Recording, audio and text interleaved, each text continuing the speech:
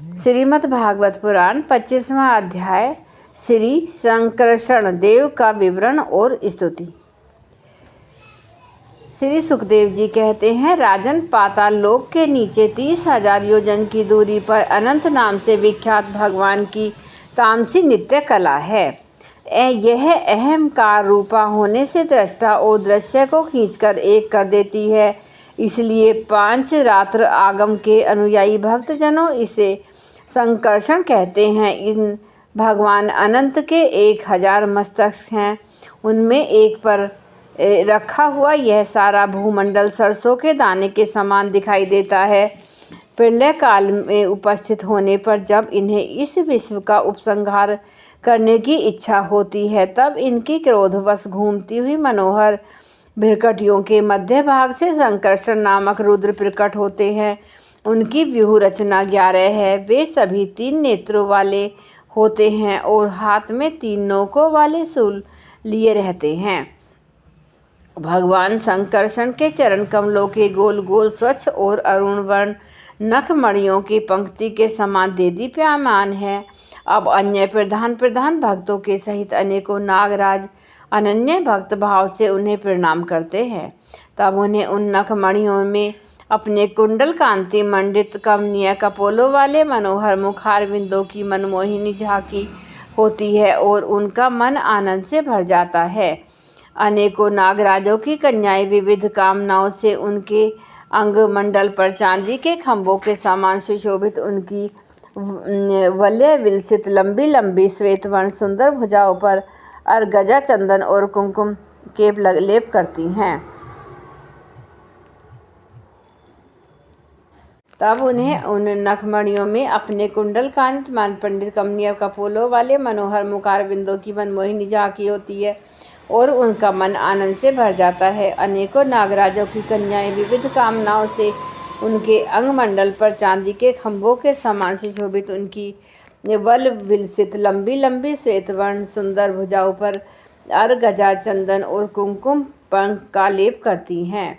उस समय अंग स्पर्श से मथित हुए उनके हृदय में संचार हो जाता है। तब वे उनके मदमिहल सकुरुण अरुण नयन कमलों से सुशोभित तथा प्रेम मद से मुदित मुखारविंद की और मधुर मनोहर मुस्कान के साथ सलज भाव से निहारने लगती हैं। वे अनंत गुणों के सागर आदिदेव भगवान अनंत अपने अमरस और रोष के वेग को रोके हुए वहीं समस्त लोकों के कल्याण के लिए विराजमान हैं।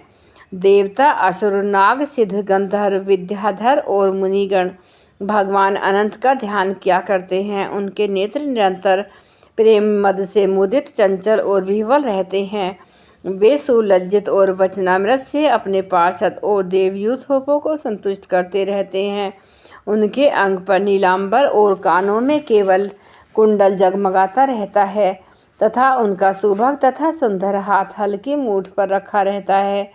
वे उदार लीला में भगवान संकर्षण गले में वैजंती माला धारण किए रहते हैं, जो साक्षात इंद्र के हाथी ऐरावत के गले में पड़ी हुई सुवर्ण की श्रृंखला के समान जान पड़ती हैं, जिसकी कांति कभी फीकी नहीं पड़ती। ऐसी नवीन तुलसी की गंध और मधुर मकरंद से उन्मत्त हुए भोरे निरंतर मधुर गुंजान करके उसकी शोभा बढ़ाते रहते हैं। परीक्षित, इस प्रकार भगवान अनंत महात्म्य श्रवण और ध्यान करने से मुमुक्षुओं के हृदय में अभिभूत होकर उनकी अनादिकालीन कर्म वासनाओं से ग्रथित सत्व-रज और तमो गुणात्मक अविद्यामयी हृदय ग्रंथि को तत्काल काट डालते हैं। उनके गुणों का एक बार ब्रह्म जी के पुत्र भगवान नारद ने तुम्बरु गंधर्व के साथ ब्रह्मा जी की सभा में इस प्रकार गान किया था, जिनकी दृष्टि पड़ने से ही जगत की उत्पत्ति, स्थिति और प्रलय के हेतुभूत सत्व आदि प्राकृत गुण अपने अपने कार्य में समर्थ होते हैं, जिनका स्वरूप ध्रुव और आकृत है तथा जो केवल होते हुए भी इस नानात्मक प्रपंच को अपने में धारण किए हुए है। उन भगवान संकर्षण के तत्व को कोई कैसे जान सकता है, जिनमें यह कार्य कारण रूप सारा प्रपंच भास रहा है तथा अपने निज जनों का चित्त आकर्षित करने के लिए की हुई जिनकी वीरतापूर्ण लीलाओं को परम पराक्रमी सिंह ने आदर्श मानकर अपनाया है, उन उदार वीर्य संकर्षण भगवान ने हम पर बड़ी कृपा करके यह विशुद्ध सत्यमय स्वरूप धारण किया है। जिनके सुने सुनाए नाम का कोई पीड़ित अथवा पतित पुरुष अकस्मात अथवा हंसी में भी उच्चारण कर लेता है तो वह पुरुष दूसरे मनुष्यों के भी सारे पापों को तत्काल नष्ट कर देता है। ऐसे शेष भगवान को छेड़कर मुमुक्षु पुरुष किसका आश्रय ले सकता है। यह पर्वत, नदी और समुद्र आदि से संपूर्ण भूमंडल उन सहस्त्र शीर्षा भगवान के एक मस्तक पर एक रजकण के समान रखा हुआ है। वे अनंत हैं, इसलिए उनके पराक्रम का कोई परिमाण नहीं है। किसी के 1000 जी में हो तो भी उन